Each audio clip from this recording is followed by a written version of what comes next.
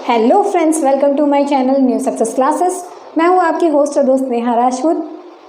तो हम अपनी साइंस की क्लास कंटिन्यू कर रहे थे। साइंस में हमारा चैप्टर चल रहा था लाइफ प्रोसेस। लाइफ प्रोसेस में हमारी जो लास्ट प्रीवियस क्लास थी उसमें हमने रेस्पिरेशन इन प्लांट्स पढ़ा था। तो हमने कहा था हम आगे इसकी कंटिन्यू करेंगे। तो आज हम जो पढ़ने वाले हैं एक इंडिविजुअल टॉपिक है respiration in animals and respiration in humans. तो रेस्पिरेशन हमारी लाइफ का, हमारी जो पूरी लाइफ साइकिल होती है उसका बहुत एक इंपॉर्टेंट रोल होता है, इंपॉर्टेंट पार्ट होता है। विदाउट रेस्पिरेशन तो हम लोग सर्वाइव भी नहीं कर सकते हैं, इसीलिए रेस्पिरेशन ही हमें सर्वाइव करने में हेल्प करता है। वही लिविंग थिंग की एक क्वालिटी होती है रेस्पिरेशन, यानी लिविंग थिंग में एक मेन क्वालिटी या कैरेक्टरिस्टिक हम कह सकते हैं कि वो होती है रेस्पिरेशन। जितनी भी लिविंग थिंग होंगी उसमें रेस्पिरेशन होगा। तो ये रेस्पिरेशन है क्या, चलिए आज हम इसके बारे में पढ़ेंगे, एक डीप नॉलेज लेंगे। रेस्पिरेशन इन प्लांट्स हो चुका है हमारा, जो कि प्लांट्स हमारे रूट्स, स्टेम्स एंड लीव से रेस्पायर करते हैं, एक्सचेंज ऑफ गैसेस होती है उसमें। इसी तरीके से आज हम पढ़ने वाले हैं respiration in animals. Respiration in animals में हम दो टॉपिक्स को क्लियर करेंगे। एक सबसे पहला टॉपिक हमारा होगा रेस्पिरेशन इन एक्वेटिक एनिमल्स और दूसरा होगा respiration in terrestrial animals. Aquatic animals जो कि हमारे वाटर में रहते हैं एंड टेरेस्ट्रियल जो कि लैंड मासेस पर रहते हैं। तो सबसे पहला टॉपिक हम लोग आज का कवर करते हैं कि respiration in aquatic animals. Aquatic animals यानी वाटर वाले। हमें इतना चीज़ें तो हमने पढ़ी हैं कि जो एक्वेटिक एनिमल्स होते हैं, वाटर वाले जो एनिमल्स होते हैं वो उनमें गिल्स होते हैं, प्रेजेंट होते हैं, जिससे कि वो उससे रेस्पायर करते हैं। हम लोग लंग्स से रेस्पायर करते हैं, यानी हमारे बॉडी में जो ऑर्गन होता है वो कौन सा होता है, लंग्स होता है, तो वो हम उससे रेस्पायर करते हैं। इसी तरीके से aquatic animals and terrestrial animals, एक बहुत छोटा सा टॉपिक, एक पॉइंट आता है जिसमें हम नोट आगे कर सकते हैं कि ये जो हमारे एक्वेटिक एनिमल्स होते हैं ये काफ़ी जल्दी रेस्पायर करते हैं, यानी इनका जो रेट होता है ब्रीथिंग का वो काफ़ी रैपिड रहता है according to as compare to terrestrial animals. तो टेरेस्ट्रियल एनिमल्स के बिहाफ में अगर हम बात करें, हमारे एक्वेटिक एनिमल्स वो बहुत जल्दी जल्दी सांस लेते हैं, यानी उनकी ब्रीथिंग रेट जो होती है वो काफ़ी ज़्यादा हाई होती है। तो ये क्यों होता है, क्योंकि एक्वेटिक एनिमल्स जो होते हैं हमारे वो किससे सांस लेते हैं, यानी उनकी जो ऑक्सीजन होती है वो कहाँ से प्रोवाइड होती है उन्हें वाटर से। वो जो वाटर में जो डिजॉल्व ऑक्सीजन होती है वो उससे रेस्पायर करते हैं। तो वाटर में जो ऑक्सीजन होती है वो काफ़ी कम मात्रा में, स्मॉल क्वांटिटी में प्रेजेंट होती है as compare to atmospheric pressure में जो एयर होती है उसमें ज़्यादा होती है।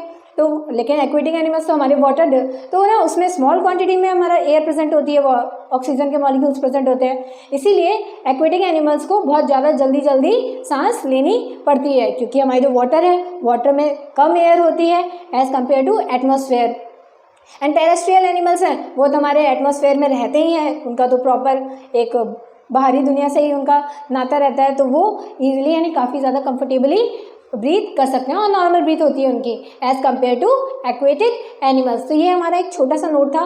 तो हमारे जो एक्वेटिक एनिमल्स होते हैं वो जनरली उनका एक ऑर्गन्स होता है, वो होता है हमारे या तो वो स्किन, मॉइस्ट स्किन होती है उनकी, और गिल्स प्रेजेंट होते हैं। उस गिल्स की वजह से, उस गिल से वो रेस्पायर करते हैं, यानी उनका अगर हम कहें कि एक्वेटिक एनिमल्स का ऑर्गन, रेस्पिरेटरी ऑर्गन्स कौन सा होगा, तो क्या होगा, गिल्स होगा। एंड टेरेस्ट्रियल में, वो टेरेस्ट्रियल एनिमल्स की बात करेंगे तो उसमें वो अलग अलग ऑर्गन्स उनके प्रेजेंट होते हैं, वो अलग अलग ऑर्गन से अपने कुछ अलग एनिमल्स के, हर एनिमल का, हर नहीं हम कह सकते हैं, मेनली अलग अलग एनिमल्स के या उनकी जो ग्रुप्स होते हैं वो अलग अलग ऑर्गन से रेस्पायर करते हैं। तो हमारा एक्वेटिक एनिमल क्लियर हो गया, टेरेस्ट्रियल एनिमल्स क्लियर हो गया। इनका जो गैसेस एक्सचेंज होता है वो जनरली या तो उनकी स्किन से होगा या उनके पास लंग्स यानी अलग ऑर्गन्स होंगे तो उसके थ्रू वो रेस्पायर करते हैं। इसी तरीके से हमारे कुछ एनिमल्स हैं, या हम कह सकते हैं कुछ डिफरेंट, जो कि generally exams point of view से पूछे जाते हैं कि कौन सा एनिमल का क्या रेस्पिरेटरी ऑर्गन होता है। तो हमारा ये जो हो गया amoeba and planaria. Amoeba and planaria ये हमारे किससे सांस लेते हैं, इनका रेस्पिरेटरी ऑर्गन क्या है, सेल मेम्ब्रेन। दूसरा आता है हमारा earthworm and Leach. Earthworm and Leach ये हमारी मॉइस्ट स्किन, यानी इनकी जो स्किन होती है वो आप देखे होंगे काफ़ी गीली टाइप की होती है, यानी उनकी स्किन पे छोटे छोटे से स्पोर्स पाए जाते हैं। वही स्पोर्स क्या करते हैं, उनको ब्रीथ करने में हेल्प करते हैं। नेक्स्ट आता है हमारा फिश, प्रॉन, टैडपोल्स, यानी कुछ एक्वेटिक एनिमल्स। वो एक्वेटिक एनिमल्स हमारे या तो मॉइस्ट स्किन के थ्रू रेस्पायर करते हैं या फिर उनमें गिल्स प्रेजेंट होते हैं, वो उससे रेस्पिरेशन करते हैं। नेक्स्ट आता है हमारा फ्रॉग। फ्रॉग हमारा जनरली वाटर में भी रहता है और उसमें लैंड पे भी रहता है। तो इसके पास दोनों चीज़ें, यानी इसके पास लंग्स भी, फ्रॉग जो होता है उसमें लंग्स भी प्रेजेंट होते हैं और वो अपनी मॉइस्ट स्किन से भी रेस्पायर करते हैं। नेक्स्ट आता है हमारा ग्रास हॉपर, मॉस्किटो, ये सारे हमारे यानी उनकी स्किन से स्पैरिकल्स, कॉकरोच हो गए, उनकी स्पैरिकल्स या फिर एयर ट्यूब इनमें प्रेजेंट होती है, ये इससे रेस्पायर करते हैं। ग्रास हॉपर, मॉस्किटो और कॉकरोच जनरली इन्हीं तीनों का पूछा जाता है। तो ये किससे हो जाएंगे हमारे, ये स्पैरिकल्स और एयर ट्यूब से ब्रीथ करते हैं। नेक्स्ट आता है बर्ड, लिजर्ड, टेरेस्ट्रियल एनिमल्स और इस तरीके के जो मैमल्स होते हैं उनमें प्रेजेंट होता है लंग्स, यानी उनका जो ऑर्गन सिस्टम होता है, रेस्पिरेटरी ऑर्गन सिस्टम, वो होता है लंग्स। ये किससे सांस लेते हैं, किससे ब्रीथ करते हैं, लंग्स से रेस्पायर करते हैं। ये कुछ इंपॉर्टेंट पॉइंट्स थे जो कि एग्जाम में जनरली यही पूछे जाते हैं, इसीलिए मैंने आपको प्रॉपर एक लिख के दिए हैं ये वाले। बाकी भी अलग अलग एनिमल्स के अलग अलग रेस्पिरेटरी ऑर्गन्स होते हैं। तो हमने अभी एक चीज़ की, हमारा जो एक्वेटिक एनिमल्स होते हैं और रेस्पिरेशन और टेरेस्ट्रियल एनिमल्स जो होते हैं, एक जनरली पॉइंट हमारे एनसीईआरटी में भी ये क्वेश्चन है कि आपके ये जो एक्वेटिक एनिमल्स हैं ये as compare to terrestrial animals ये जल्दी रेस्पायर क्यों करते हैं, यानी रैपिड इनका रेट ऑफ ब्रीथिंग होता है वो काफ़ी रैपिड, फास्टर होता है। तो ये क्यों होता है, क्योंकि एयर में जो वो एक्वेटिक एनिमल्स वाटर से एयर लेते हैं, वाटर से ऑक्सीजन लेते हैं, और वाटर में ऑक्सीजन कम मात्रा में अमाउंट में होती है, और ये कम मात्रा में अमाउंट इसीलिए उन्हें बहुत जल्दी जल्दी एयर लेनी पड़ती है। ये था इनका ब्रीथिंग एक हमारा पॉइंट जो एग्जाम पॉइंट ऑफ व्यू से काफ़ी इंपॉर्टेंट है। फिर आज का हमारा जो मेन टॉपिक आता है वो आता है हमारा respiration in human being. Respiration in human being काफ़ी इंपॉर्टेंट है। ये जो टॉपिक है ये तो हम खुद ही अपने ऊपर यहाँ आया, हम सांस किस तरीके से लेते हैं, एयर जब हम इतना हमें पता है कि हम एयर इनटेक कर रहे हैं और CO2 यानी कार्बन डाइऑक्साइड हम रिलीज कर रहे हैं, तो ये बॉडी में जाने के बाद किस तरीके से हमारी रेस्पिरेशन प्रोसेस होती है, तो आज हम इसी के बारे में डिस्कस करेंगे। चलिए बात करते हैं हमारे आज का जो मेन टॉपिक है जिसके ऊपर हमें ज़्यादा फोकस करना है वो है हमारा रेस्पिरेशन इन ह्यूमन बीइंग, यानी ह्यूमन बीइंग में रेस्पिरेटरी सिस्टम किस तरीके से वर्क करता है, किस तरीके से हम जब ऑक्सीजन इनटेक करते हैं और कार्बन हार्मफुल गैसेज जो होती हैं उनको हम रिलीज करते हैं तो हमारी बॉडी में जाके क्या क्या इफेक्ट्स, क्या क्या एक्शंस आते हैं, और ये हमारी एनर्जी बनाने में किस तरीके से वर्क करता है। तो सबसे पहला हमारे इतना हमें पता है कि हमारे जो ऑर्गन, रेस्पिरेटरी ऑर्गन सिस्टम होता है वो कौन सा होता है, लंग्स, यानी ह्यूमन बीइंग में जो रेस्पिरेटरी ऑर्गन सिस्टम है वो कौन सा है, लंग्स है। तो लंग्स में जो हमारी एयर इनटेक करने की जो शुरुआत हो जाती है यानी प्रोसेस होती है वो हमारी नोज से ही होती है। तो नोज से ही हम एयर यानी ऑक्सीजन हम अंदर लेते हैं। तो ऑक्सीजन जब हम अंदर लेते हैं तो बाय नॉस्ट्रिल्स, सबसे पहला जो हमारा पार्ट आएगा रेस्पिरेटरी ऑर्गन का वो आएगा हमारा नॉस्ट्रिल्स।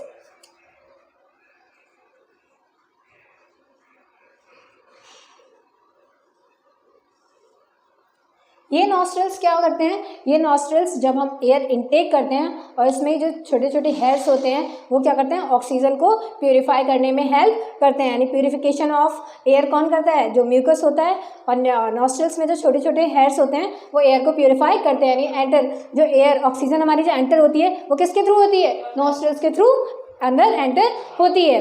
नेक्स्ट हमारा पार्ट यानी इसमें हमारा क्या आ जाएगा, intake of oxygen, intake of air यानी oxygen through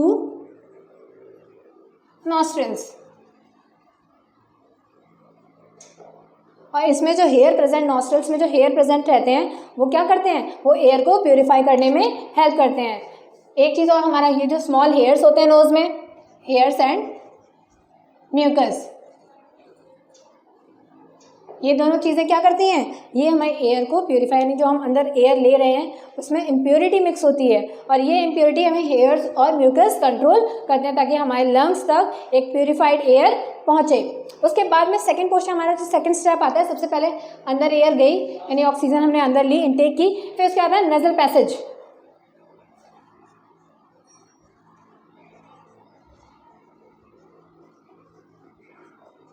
nasal passage, nasal passage क्या करता है, ये अंदर और यानी ऑक्सीजन को नॉस्ट्रिल से लेकर हमारी नेक्स्ट स्टेप पर पहुंचाता है, यानी ये एक पासेज, ये हम कह सकते हैं कि एक हमारा रनवे की तरह वर्क करता है, एक रोड की तरह वर्क करता है जो कि एयर ऑक्सीजन को हमारे दूसरे स्टेप यानी दूसरे पार्ट तक पहुंचाता है। हमारा तीसरा पार्ट आता है फायरनेक्स।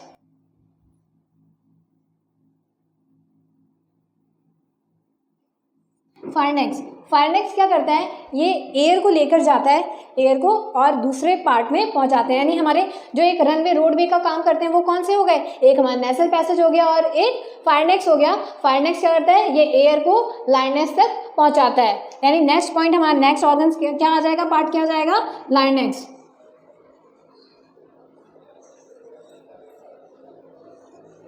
ये लाइनेक्स रेस्पिरेटरी ऑर्गन्स का हमारे एक बहुत इंपॉर्टेंट, यानी लाइनेक्स हमारा एक बहुत इंपॉर्टेंट वर्क करता है। इसके दो फंक्शन काफ़ी इंपॉर्टेंट आ जाते हैं। एक होता है कि ये ट्रैकिया को प्रोटेक्ट करने में हेल्प करता है, प्रोटेक्टिंग ट्रैकिया,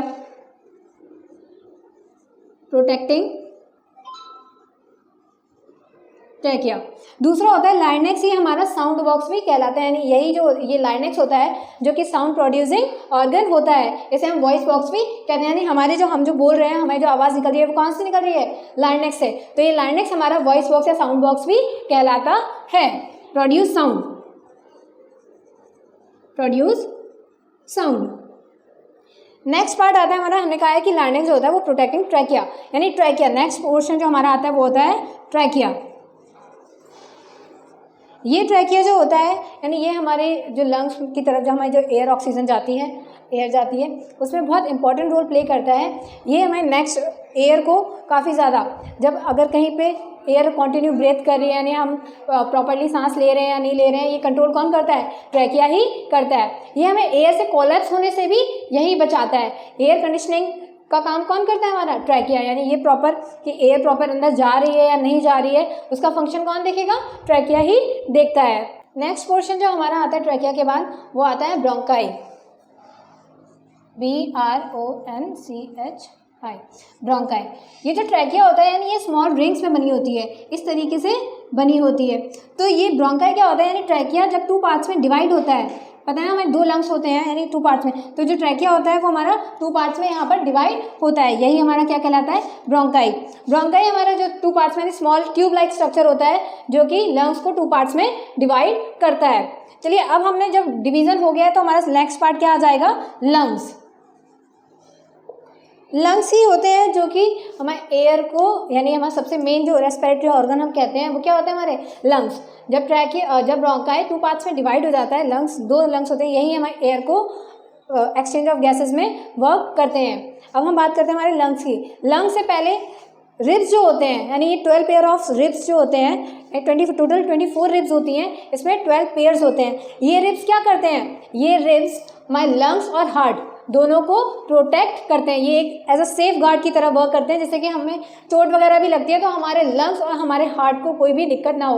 यानी हमारी ये जो हड्डियाँ होती हैं चेस्ट पर, रिब्स जो होती हैं, वो हमें क्या करती है, लंग्स को और हार्ट को बचाती हैं, यानी एक प्रोटेक्टर की तरह वर्क करती हैं। कितनी रिब्स होती हैं, 12 पेयर्स रिब्स होती हैं, 12 पेयर्स यानी टोटल 24। तो हम आते हैं लंग्स। लंग्स हमारा सीधी बात हमें पता है कि ये हमारा रेस्पिरेटरी ऑर्गन है, यानी एक्सचेंज ऑफ गैसेस वगैरह सब इसी में ही होता है। अब लंग्स में भी जो हमारे पार्ट्स आते हैं वो होता है हमारा, एक आता है एल्विलाई एंड दूसरा ब्रोंक्यूल्स। एल्विलाई हमारा जो लंग्स के अंदर जो छोटे छोटे बलून स्ट्रक्चर्स होते हैं, इस तरीके से जो branches small tube like structure होती हैं, यानी ये जो स्ट्रक्चर होते हैं यहाँ पे लंग्स के अंदर, ये क्या होते हैं, एल्विलाई होते हैं। ये एल्विलाई क्या करती हैं, एक्सचेंज ऑफ गैसेस, यानी जो हमारी बॉडी से हार्मफुल जो गैस होती है उसको सारी एक्सचेंज कहाँ होती है, कार्बन डाइऑक्साइड और ऑक्सीजन, यानी ऑक्सीजन का ब्लड वेसल्स के थ्रू हमारी बॉडी में जाना और कार्बन डाइऑक्साइड फिर बाहर निकलना। तो ये एक्सचेंज ऑफ गैसेस कौन करता है, एल्विलाई करती है। ये एक्सचेंज, ये हमारा जो सरफेस एरिया ये बढ़ा भी देती है, इसीलिए इसमें बहुत इजीली एक्सचेंज ऑफ गैसेस हो भी जाती हैं। ब्रोंक्यूल्स, ब्रोंक्यूल्स हमारा ये पोर्शन होता है, यानी जिसमें छोटी छोटी एल्विलाइज, काफ़ी ज़्यादा मिलियंस ऑफ एल्विलाइज होती हैं। नेक्स्ट हमारा ये जो एल्विलाई से कनेक्ट रहता है, यानी एयर ट्यूब होती है, ये क्या होती है, ब्रोंक्यूल्स। ये भी जब एल्विलाई हमारी इतनी सारी होंगी और ये सब में कनेक्ट हो रहा है तो हमें ब्रोंक्यूल्स एंड एल्विलाई की जो नंबरिंग्स होती है वो काफ़ी ज़्यादा होती हैं। ये था हमारा एक छोटा सा रेस्पिरेटरी ऑर्गन का, जो हमने प्रॉपर कि हाँ इसमें क्या क्या पार्ट्स होते हैं वो था। अब एक्सचेंज ऑफ गैसेस किस तरीके से होता है अब हम वो समझेंगे। चलिए, तो हमारा नेक्स्ट टॉपिक आता है, नहीं जो हमने इसके पार्ट्स पढ़ लिए कि हाँ एयर किस वे से कहाँ तक जाती है। फिर हमारा एक टॉपिक आता है कि एक्सचेंज ऑफ गैसेस, जो मैकेनिज्म होता है, यानी गैसेस का जो मैकेनिज्म होता है किस तरीके से वर्क करती है, वो हमारा क्या है। ये हमारा दो टाइप का होता है, एक इनहेलेशन एंड एक एक्सहेलेशन। इनहेलेशन में यानी जो हम ऑक्सीजन अंदर लेते हैं वो क्या कहलाता है, इनहेलेशन। एंड जो हम कार्बन डाइऑक्साइड बाहर रिलीज कर रहे हैं एटमॉस्फेयर में, वो क्या कहलाता है, हमारा एक्सहेलेशन। यानी जैसा कि नाम से ही पता चल रहा है, इनहेल यानी ऑक्सीजन का इनहेल अंदर लेना, और एक्सहेलेशन यानी किसी भी चीज़ का, यानी वही जो हार्मफुल गैसेस जो हम रिलीज़ करते हैं, जैसे कार्बन डाइऑक्साइड हो गई हमारी बॉडी बाहर रिलीज़ करती है, तो वो क्या होता है, हमारा एक्सहेलेशन। यानी अब आते हैं हम सबसे पहले टॉपिक पे। हमारा इनहेलेशन जो प्रोसेस होता है वो होता किस तरीके से है।